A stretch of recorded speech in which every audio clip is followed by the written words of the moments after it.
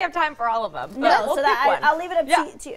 Let's do the Warriors. Let's do the Warriors. Yeah. So the Warriors, they won the championship the other day. Cleveland fan over here. They won a little spanking championship. They won a little spanking little award. Hold on, let me take the rough night headband I think you off. should keep them on the whole Maybe rest of the show. keep the rough. With your I'll put the rough. It was a rough night for you, though. So they won. This is their second championship, right? In 3 years. In 3 years. They're that good. First of all, I'm don't sorry. get me started. Listen, y'all not gonna talk about basketball with Cornelia. Y'all know I can talk about basketball, but let's get to the point. So the Warriors, reports have come out saying that they're opting as a team to not visit the White House because of President Trump and his policies. So we are not clear if that is in fact a true statement for the team, considering the fact that they haven't even been invited yet, and there has not been a date or time scheduled for the team to appear. But as you know, whenever a team in any sport wins a championship at that level, you are invited to the White House for a visit. So there's a lot of chatter. A lot of people are upset about it. Some people are in agreement. So, I mean, let's talk about it, because this is becoming,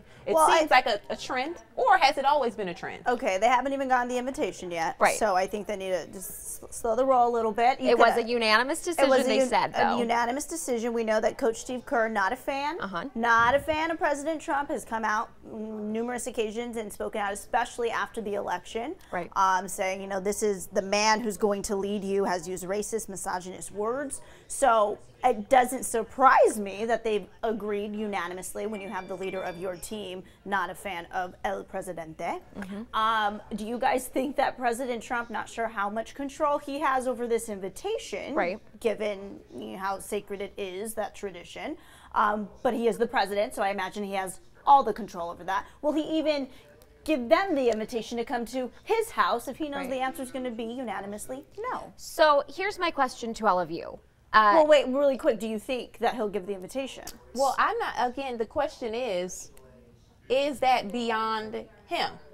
Because if that's the case, some people haven't gone to the White House in the past. The invitation wasn't rescinded for teams in regards to that. So I don't know if he has the ability to. I feel like he does, and he probably won't. Right. But I feel like he's going to say, hey, I'm the president. We know that he tends to do things on his own terms. He's not the person who tries to be PC. He'll tweet it out at least. Yeah. So I think I probably would say that he wouldn't. But my question for all of you is, if the invitation was put out there, even if there are a majority who say we don't want to go, that is the highest honor by a president, to have teams, to have individuals, to have celebrities and artists come to the White House. That is the president of the United States saying, I want to shake your hand, I want to meet you in person. So is it disrespectful for the Warriors to come out and say that they wouldn't go? Because even if you feel a certain way, what kind of message is that saying publicly and for the sport? Because I wonder what that would then mean for the NBA and for all the fans of the Warriors. They're not all liberal. You know, I think there are going to be a lot of Warriors fans who are Republican and who have a lot of respect for the president and might see this as disrespectful. So my question for you is, if the invitation were to go out there, do you think the Warriors should be able to say yes or no? Some sort of responsibility. Now, for me, this kind of runs along the same lines as I remember inauguration morning, and even though it was everyone was so divisive this political season, not that it hasn't been like that in the past, but we really felt it this political season, there's something beautiful about the ceremonial side and everything that goes into that day, inauguration day. There's strong history, the leaders of our country.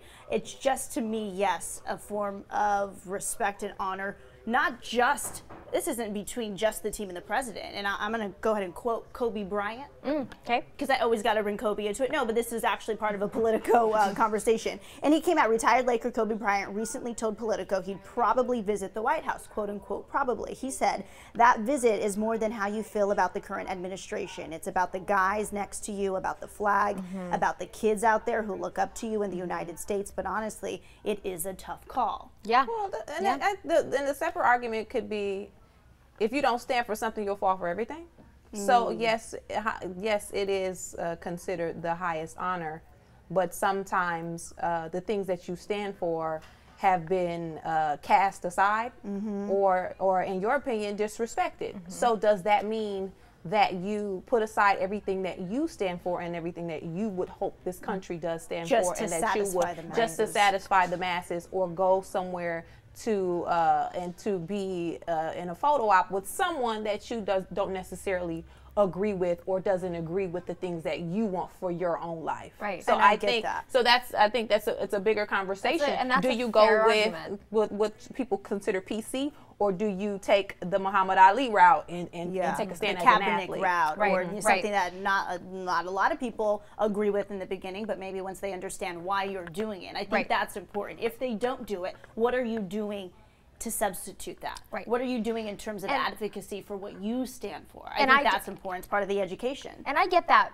I get that argument as well. I do want to share Lori Lawyer's comment, though. Lori, your name is hard to say. Girl. Lori Lawyer says, if it's tradition in the NBA champions that they visit the White House, why would it be any different now? We've had Republicans in the White House before. Come on, folks, get a grip. We're Americans first, regardless of party, in my opinion. And I just want to point out, Michael Jordan didn't go to the White House at one point. Larry Bird didn't go to the White House. There were a couple of hockey players, one for the Bruins, that did not go, Tim Thomas.